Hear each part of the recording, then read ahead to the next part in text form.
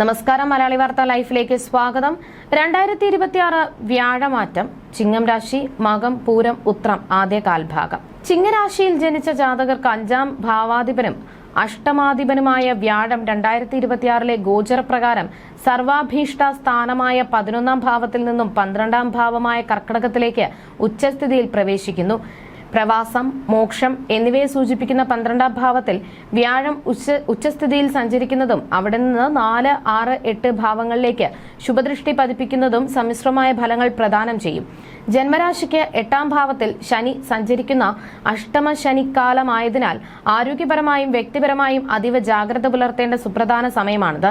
എങ്കിലും 12ാം ഭാവത്തിലെ വ്യാഴത്തിന്റെ ഉച്ചബലം അപ്രതീക്ഷിത പ്രതിസന്ധികളിൽ നിന്നും മറ്റുള്ളവരുടെ ചതിക്കുഴികളിൽ നിന്നും അപവാദങ്ങളിൽ നിന്നും ജാതകർക്ക് വലിയ തോതിൽ സംരക്ഷണമേകും.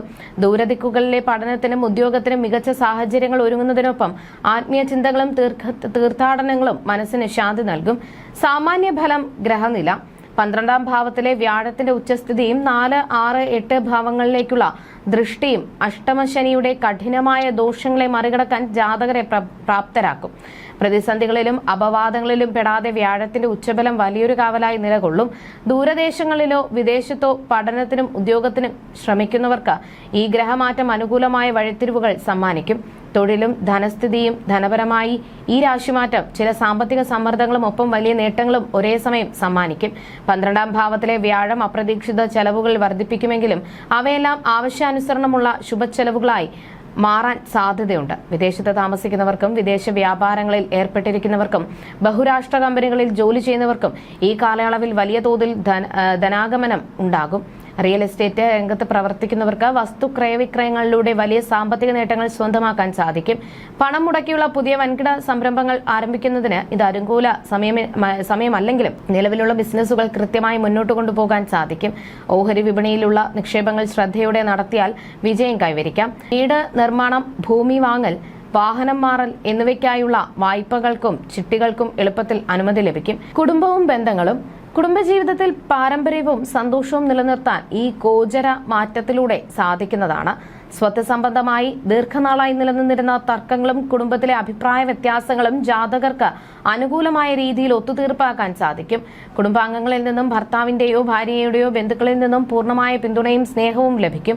മാതാവിനോടൊപ്പം ഊഷ്മളമായ ബന്ധം പുലർത്താനും മാതൃതുല്യരായ വ്യക്തികളിൽ നിന്ന് സഹായങ്ങൾ സ്വീകരിക്കാനും അവസരം ഒരുങ്ങും. സന്താനങ്ങളുടെ പഠനകാര്യങ്ങളിലും അവരുടെ ആവശ്യങ്ങളിലും കൂടുതൽ ശ്രദ്ധയും കരുതലും നൽകേണ്ടി വരും. കുട്ടികളില്ലാതെ വിഷമിച്ചിരുന്ന ദമ്പതികൾക്ക് അനുയോജ്യമായ ചികിത്സകളിലൂടെ ആശ്വാസകരമായ ഫലങ്ങൾ ലഭിക്കും. കളഞ്ഞുപോയ വിലപ്പെട്ട വസ്തുക്കൾ തിരികെ ലഭിക്കാനും ഈ കാലയളവിൽ യോഗമുണ്ട്. ആരോഗ്യവും മാനസികാവസ്ഥയും. അഷ്ടമശനി തുടരുന്ന കാലഘട്ടമായതിനാൽ ആരോഗ്യകാര്യങ്ങളിൽ ഒട്ടും അലംഭാവം കാണിക്കരുത്. പ്രത്യേകിച്ച് ത്വക്ക്, ശ്വാസകോശം, ഗർഭാശയം എന്നിവ സംബന്ധമായ അസുഖങ്ങളുള്ള ജാതകർ കൃത്യമായി പരിചരണവും ചികിത്സയും ഉറപ്പാക്കേണ്ടതുണ്ട്. 12ാം ഭാവത്തിലെ വ്യാഴത്തിന്റെ ശുഭദൃഷ്ടി 6ാം ഭാവത്തിലും 8ാം ഭാവത്തിലും പതിക്കുന്നതിനാൽ കിടപ്പ് രോഗികൾക്ക് പാരമ്പര്യ ചികിത്സാ രീതികൾ വഴി വലിയ രോഗമുക്തിയും ആശ്വാസവും കൈവരും. അനാവശ്യമായ ചിന്തകൾ മൂലമുള്ള മാനസിക സമ്മർദ്ദങ്ങൾ കുറയുകയും നല്ല ഉറക്കം ലഭിക്കുകയും ചെയ്യും.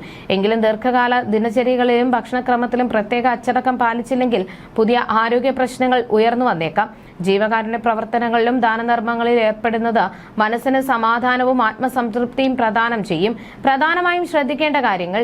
ഈ കാലയളവിൽ അപ്രതീക്ഷിതമായി ഉണ്ടാകുന്ന ധനനഷ്ടങ്ങളെയും തസ്കര ഭയത്തെയും കരുതിയിരിക്കേണ്ടതാണ്. പണമിടപാടുകളിൽ അതീവ ശ്രദ്ധ പുലർത്തുകയും ആരെയും അന്ധമായി വിശ്വസിക്കാതിരിക്കുകയും വേണം. കോടതി വ്യവഹാരങ്ങളിൽ ഏർപ്പെട്ടിരിക്കുന്നവർ അവ കോടതിക്ക് പുറത്ത് ചർച്ചകളിലൂടെ തീർപ്പാക്കാൻ ശ്രമിക്കുന്നതാണ് ഏറ്റവും ഉചിതം. മക്കളുടെ വിദ്യാഭ്യാസത്തിലും സ്വഭാവ രൂപീകരണത്തിലും കൂടുതൽ സമയം വിനിയോഗിക്കേണ്ടതുണ്ട്. ആത്മീയ കാര്യങ്ങളിൽ താല്പര്യം നിലനിർത്തുന്നതും തീർത്ഥയാത്രകൾ നടത്തുന്നതും അഷ്ടമശനിയുടെ ദോഷ തീക്ഷ്ണത കുറയ്ക്കാൻ സഹായിക്കും. ജാതകപ്രകാരമുള്ള ശനി പ്രീതിയും വ്യാഴപ്രീതിയും കൃത്യമായി അനുഷ്ഠിക്കുന്നത് വഴി ദോഷഫലങ്ങൾ ലഘൂകരിക്കാനും വ്യാഴത്തിന്റെ ഉച്ചബലത്തിലൂടെ സർവ്വവിധ പുരോഗതികൾ കൈവരിക്കാനും സാധിക്കും. ജ്യോതിഷ സംബന്ധമായ നിങ്ങളുടെ സംശയങ്ങൾക്കും പരിഹാരങ്ങൾക്കും ജയറാണി EV 9746812212.